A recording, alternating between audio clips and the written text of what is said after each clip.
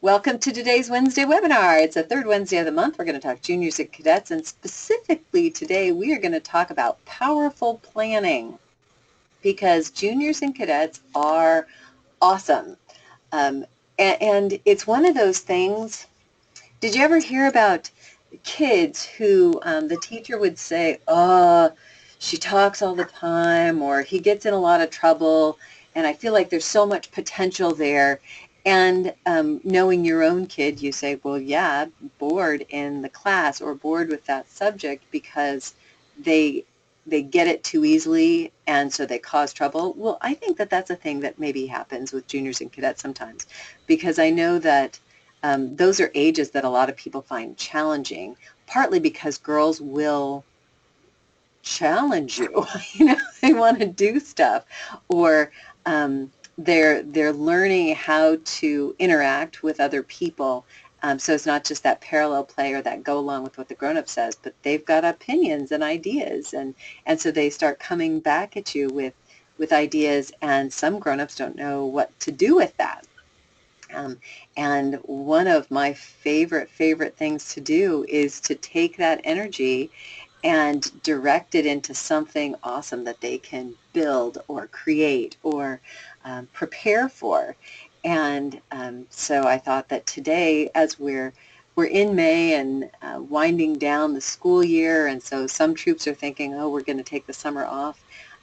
And you know that you do what you need to do, but I always thought of summertime as a perfect time for some of that bigger work, the work that you can spend more than just the hour and a half of a meeting planning, because the girls have a little more flexibility and some of the grown-ups have more flexibility, so that the girls can really use all of that potential that they have, all of that knowledge and insight and power that they've developed as they've hit 9, 10, 11, 12, 13, 14, 15 for good.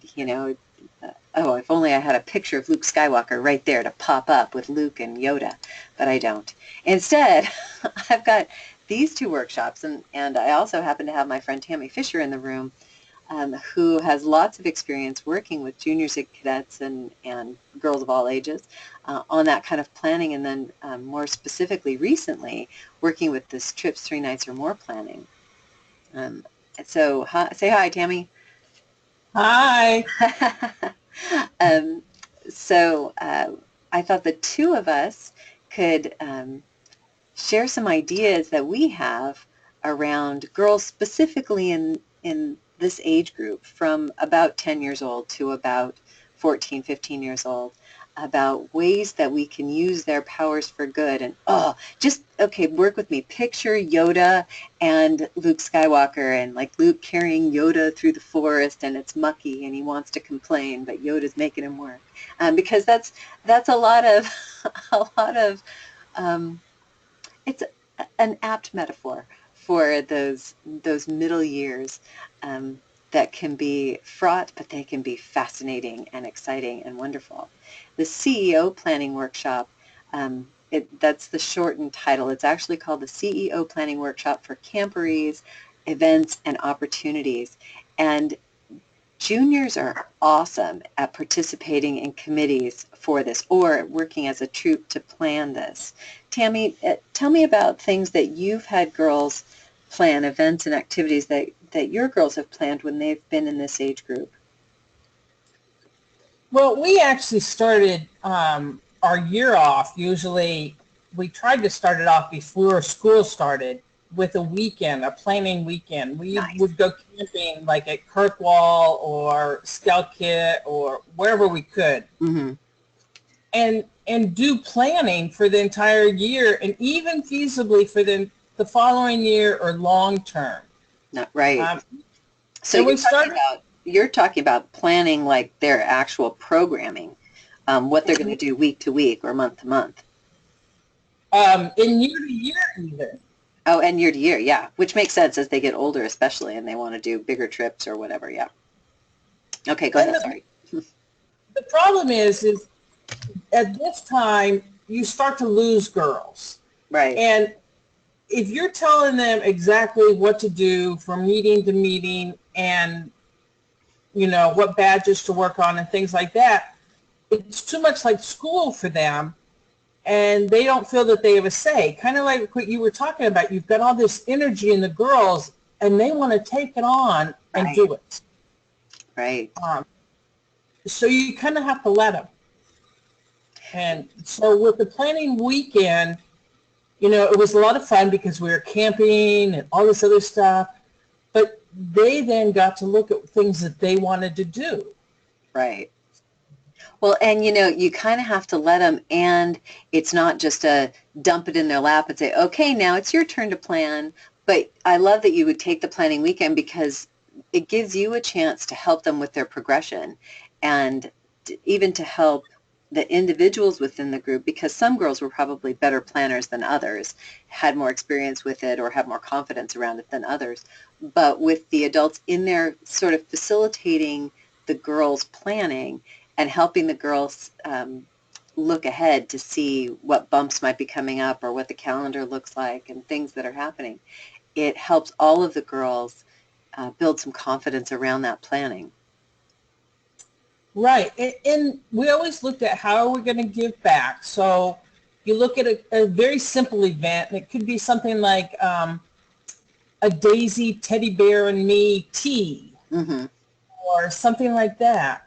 You know, something very simple that they could put on that would only be like a couple hours on an afternoon or something like that. Right.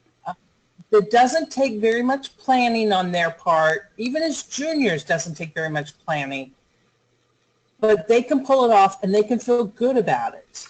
Exactly. I'm trying to think where I've got that 6 parts of a meeting that I can pull up, because that was a tool that I used with girls all of the time for planning, just like what you're talking about, when it got to the point of planning their meetings. So I'll see what kind of forms I can pull up here, because that one made it super easy. It was, oh, look at their little housekeeping there. I know where it is, I think. Go ahead, talk. I guess I have to find it. But as juniors, if you can plan an event or an activity that is giving back, then from there they'll start to plan bigger events and be parts of committees and stuff.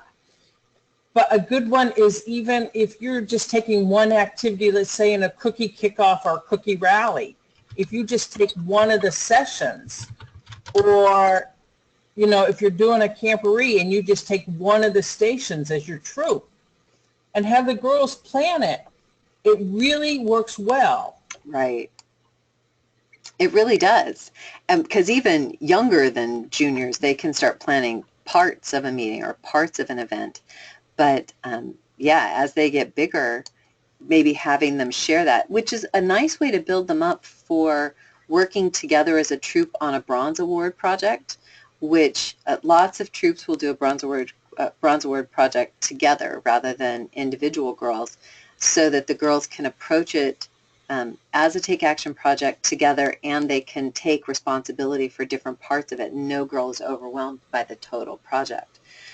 And that's something that I'm working on an online training that won't be more than 10 minutes that's all about Take Action projects, that starts with discovering and connecting and then developing something that is significant for whatever situation it's coming into.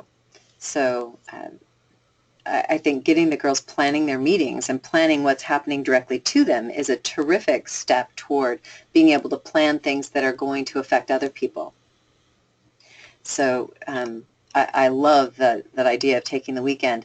And I put in a plug here for the CEO planning workshop, even for that planning, because one of the tools we use for the CEO planning workshop is, in fact, the 6-part meeting template, where the girls or whoever's planning the meeting would look at what are we going to do for each of the different parts, who's going to take the lead on it, and what supplies do we need. And so this is just a simple, straightforward template that people can use. And then another thing that we use in that CEO planning workshop is this grid that I got from, I should be able to remember the guy's name, Scott Belsky, in his book, Making Things Happen. And it is a terrific grid because it's a checklist along the side, but then it has each of the members of the group across the top. And so when somebody says, well, I'm going to be responsible for this thing, under her name, you put the date when it's due, and it's, an item on the checklist. You put the date when it's due, and everybody in the group has that same checklist. So everybody knows Ashley's responsible for that, and Megan is responsible for this, and Mary Ellen is responsible for that, and Allison is responsible for this, so that everybody knows and everybody can see and support each other, and everybody recognizes they all know that I have to do that, so I need to get it done. So there's this beautiful accountability and support thing that that happens when you can do that. And so if you are out there listening and you have juniors or cadets and haven't invited them to do this CEO planning workshop, we actually offer it as a webinar right now about every 6 to 8 weeks, and you can all log in together. You could be sitting around the same computer listening and participating, and then be able to talk about how you're going to use some of those things to plan what you want to plan, whether it's an event, an opportunity, a camporee, or your troops' activities and how you're going to do that. And then another webinar that we have, and I was just talking to a leader this morning because she's a brownie leader, but she sat in on this Trips 3 Nights or More, not because she's planning on taking her brownies on a 4-night trip, but because she knows that a couple years down the road, when her girls are juniors or even cadets, they're going to want to take a trip. And so she wants a heads up so she can think about when it's appropriate for her girls to listen in. And what she said to me this morning is she thinks every single junior leader should listen in on it, because they're going to get something out of it that's going to help them prepare in their mind for their girls being ready to take that kind of a trip or to plan that way. Tell us some of the stuff that you include in the Trips 3 Nights or More, Tammy, because there's a lot of terrific planning that's involved there. Right. And although I teach it as Trips 3 Nights or More, I also try and tell you that this is great planning for any trip, even if it's an overnight trip to the Boston Museum of Science or a 2-night trip for camping or anything like that. You still have the same planning, steps you need to go through. Right. So when you're taking this training, lots of times I tell you, ignore the international, ignore the passport, ignore the visas, that type of stuff. Right. And think about the steps that you have to go through for training, for, planning something. If you keep sliding down, I don't know what you're in. I'm in your handbook. Oh, in the handbook? Yes. Yeah. So that's keep going down. Okay.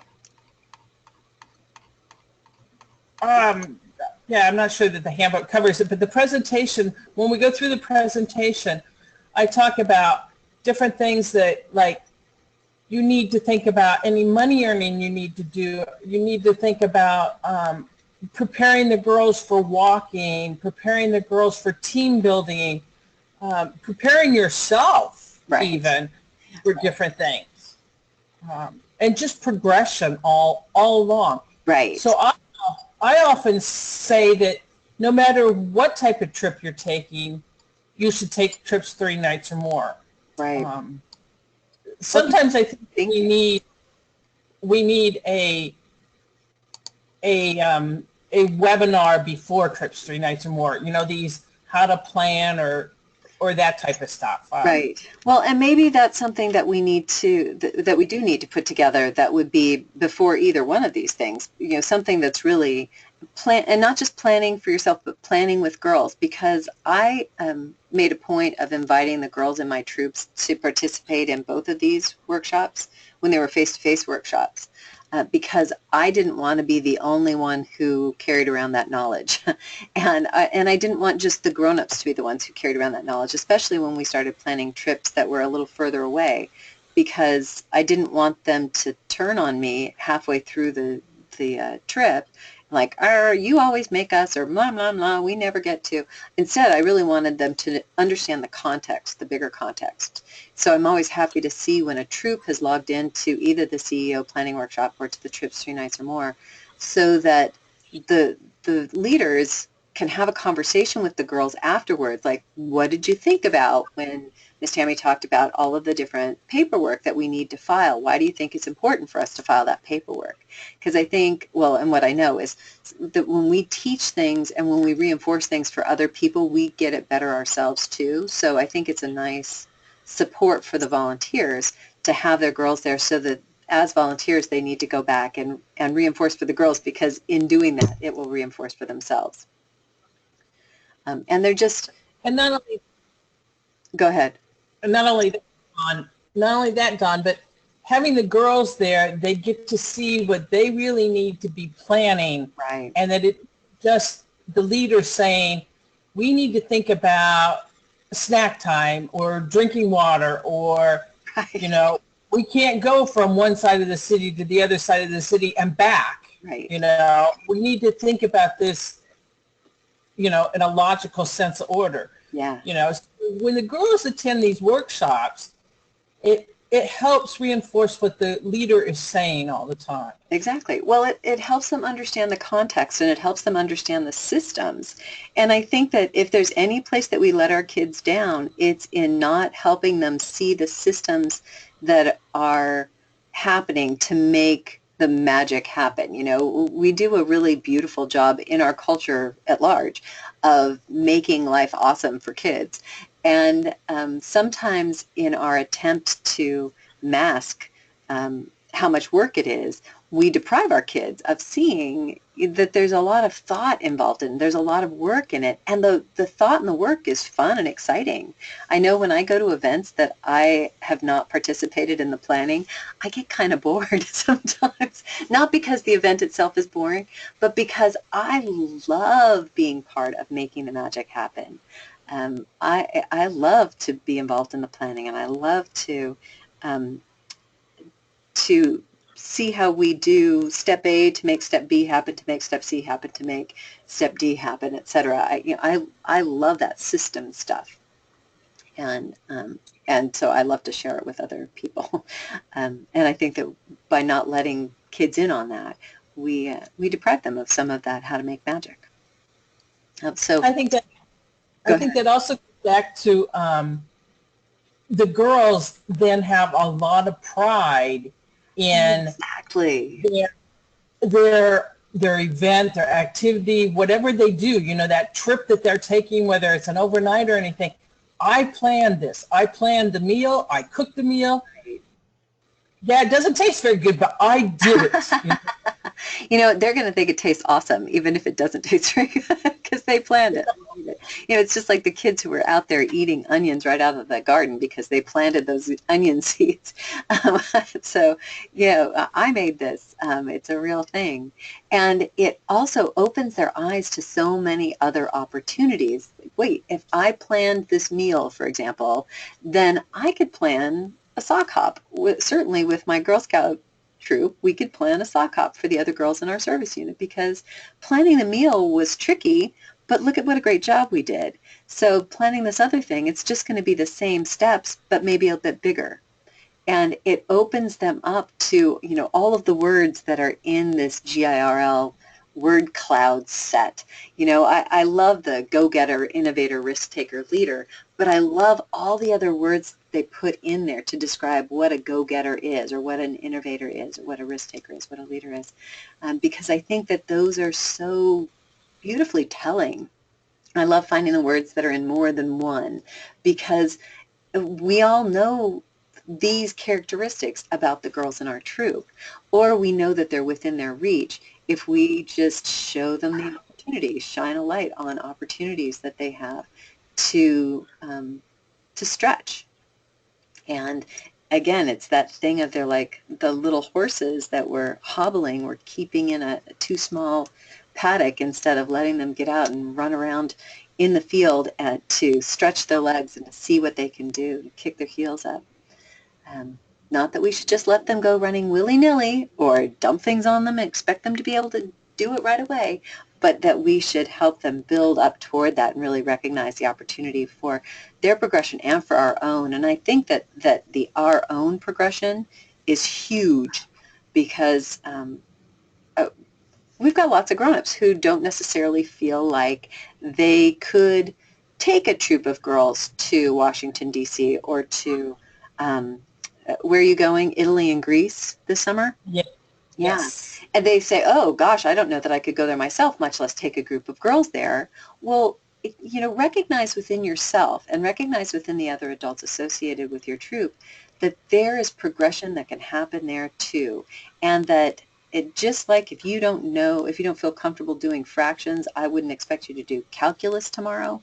If you haven't done some traveling even with your own family, then maybe you're not going to want to plan all by yourself a trip for a troop of girls. And honestly, I don't want you planning all by yourself anyway, because if you listen in on Tammy's webinar, you're going to see it's a very much a group involved thing where the whole group takes responsibility for planning and preparing for the trip. But give yourself the gift of opportunity to learn how to do stuff right alongside the girls. I tell people the same thing with the financial literacy stuff, because I've had a lot of people say, oh, I shouldn't teach financial literacy to my Girl Scouts because I'm lousy with it. No, you exactly should teach financial literacy to your girls if you feel lousy about it, because you can be learning right alongside them. You're going to learn a little bit faster than they will because you have a little more life experience. And you can help them realize everybody's on a journey where each of us is on her own journey, and we all have the opportunity to learn right alongside each other toward making the world a better place. And planning is a terrific thing that a lot of people feel over challenged by or overtaxed by, but learn how to do it right alongside them, whether it's planning the next meeting or planning 6 months of meetings or planning the full year or planning for the next 3 years or planning an event for your service unit or planning a trip to Australia that you're going to invite Miss Dawn on because I want to go. So yeah, lots of opportunity. Give the girls the opportunity because they'll step up. My favorite stories actually deal with camping. Oh, good. Tell us. I made the girls always list their ingredients and what tools they needed, like a fry pan or this type of stuff. Mm-hmm. And that's all I ever bought. So their menu was a soup and grilled cheese sandwich. They forgot butter on their menu. I didn't take butter this time. I took it for myself because I wanted butter on my pancakes. But they weren't using my butter. So they had to figure out how to do grilled cheese sandwiches without butter. They did it.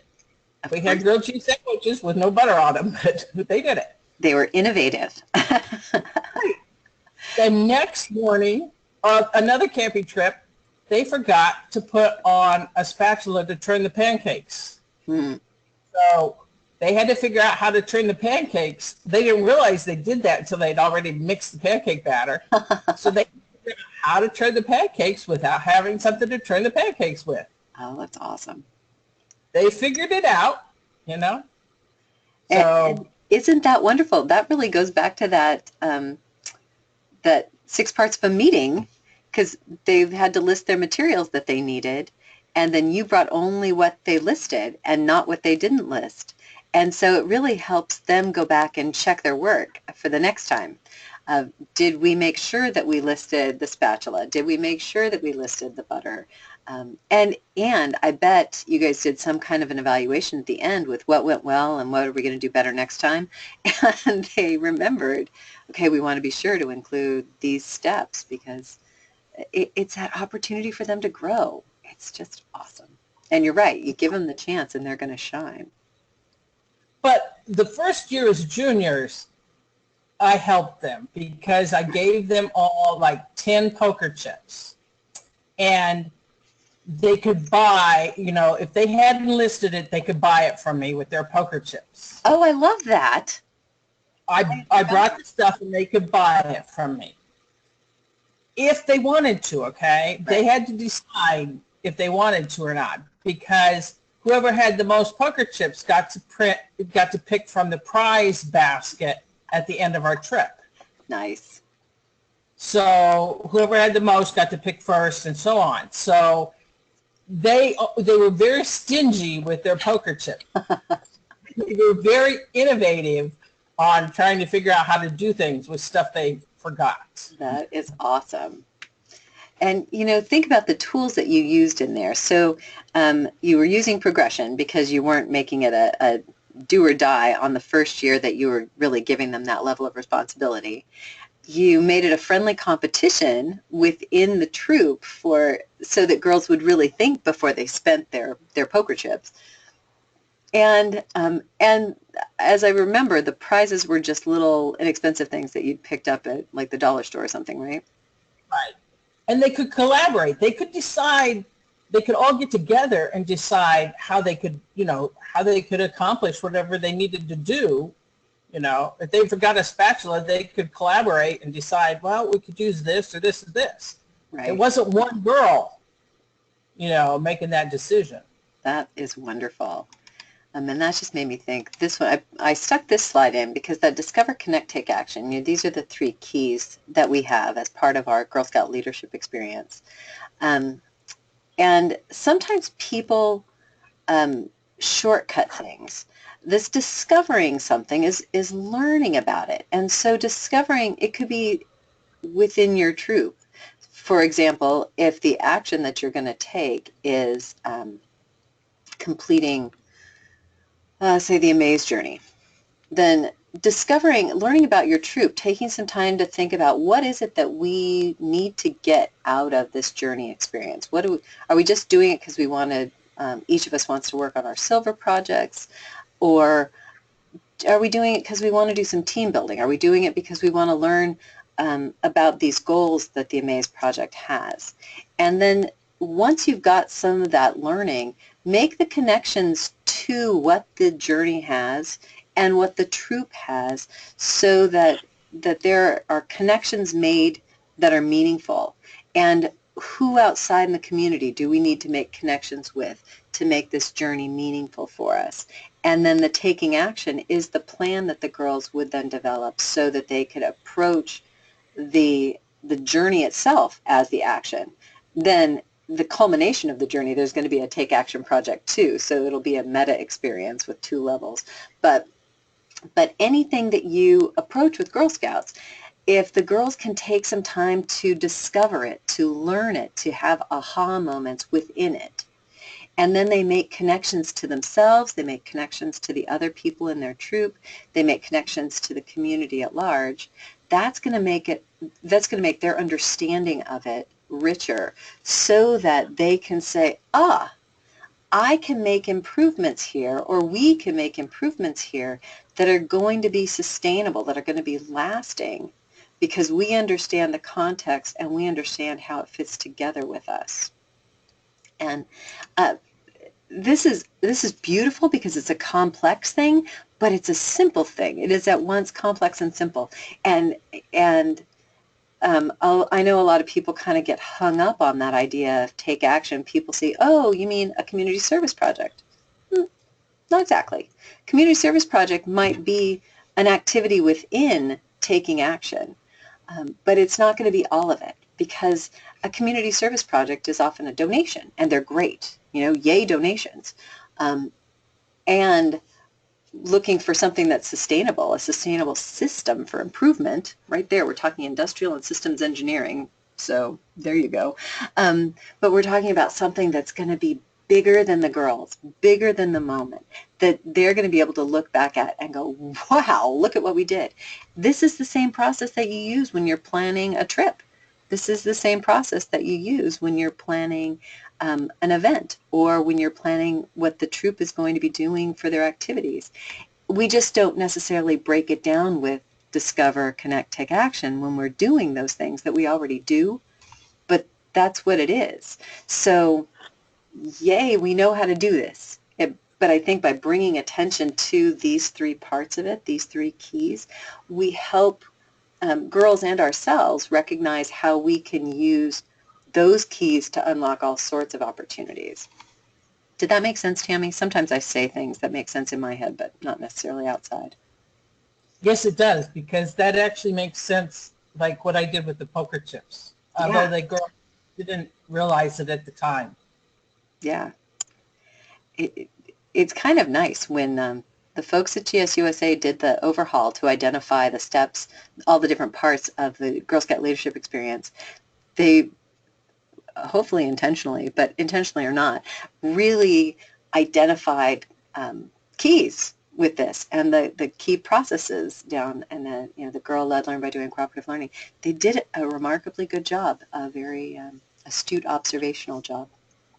So if we can each, as we're working with girls, point out, hey, look we just discovered, A, B, C, D about this. Are there other discoveries that we made? And the girls could identify, oh yes, what about this, this, and this? Cool. Okay, so what are some connections? What is that? How is that meaningful to you? How is that meaningful to me? How is that meaningful to our troop? And how is it meaningful to other people in our community? And then, so what? What are we going to do about that? And developing from there. Right, because it made it, like with my poker chips, it made it so those girls, from the time they were the second-year juniors all the way through even college, they could take and run events, and they knew what they needed, when they needed it, and everything like that. Exactly. So it was, they were ready for that type of stuff. Isn't that cool? I love that. In fact, one of your Girl Scouts, Nicole Powers, she, about a year ago, she planned a huge event at her college with her music department. I remember seeing it and thinking, yay, Girl Scouts, because I know Nicole from dancing, and knew she was in your troop and thought, yes, all of those good skills going places. It's awesome. Okay, well, here we are, a half an hour in. I didn't think we'd nearly talk for this long, but I'm so glad that we did. And thank you for logging in, Miss Tammy. You're fabulous. For folks looking for that CEO planning workshop, the next one coming up is going to be on the 31st of this month from 6 to 8, and you can find out more about it if you go to eBiz and put in CEO planning workshop, and you will see that there. I just added another one too that's going to be in the middle of July, so you'll find that one as well. And Tammy, when is the next Trips 3 Nights or More? Next one is in August, right? I believe so. I have one next week I'm doing in person at Chickadee Service Unit. Nice. Here. So up in the Bangor area. Okay, so if people are interested in going to a face-to-face, give me a call or shoot me an email, and we can connect you with that. But it will be up in the Bangor area. Awesome. All right. Well, thanks for logging in. Thanks for listening later, and I hope everybody has a great week. Bye.